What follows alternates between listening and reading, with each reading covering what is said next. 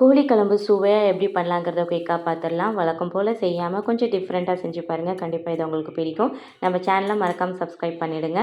தேங்காய் எண்ணெய், நெய் சேர்த்து அது கூட பெரிய பல்லாரி வெங்காயம் நல்லா கண்ணாடி பதம் வர வரைக்கும் வதக்கிட்டு, அது கூட பட்டை, கிராம்பு, ஏலக்காய், ரம்பை இலை இல்லைன்னா பிரிஞ்சி இலை சேர்த்துக்கோங்க. கண்ணாடி பதம் வந்ததுக்கப்புறம் இஞ்சி பூண்டு பேஸ்ட்டு, உப்பு சேர்த்து வதக்கிக்கிட்டு, அது கூடவே ஒரு தக்காளியே நல்லா வதக்கிக்கோங்க. இப்போ கோழியை சேர்த்துடலாம்.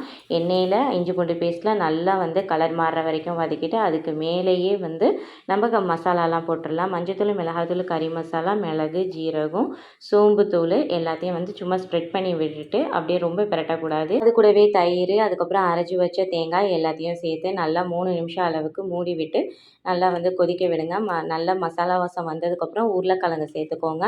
அது கூடவே கொஞ்சம் வெங்காயம், அப்புறம் ஒரு கருவேப்பிலை கொத்து சேர்த்து மூடி வச்சு எடுத்தால் சூப்பரான கோழியான ரெடி. ஃபுல் டீட்டெயில் நம்ம சேனலில் இருக்குது. நான் இதோட டேக் பண்ணுறேன். தேங்க்ஸ் ஃபார் வாட்சிங்.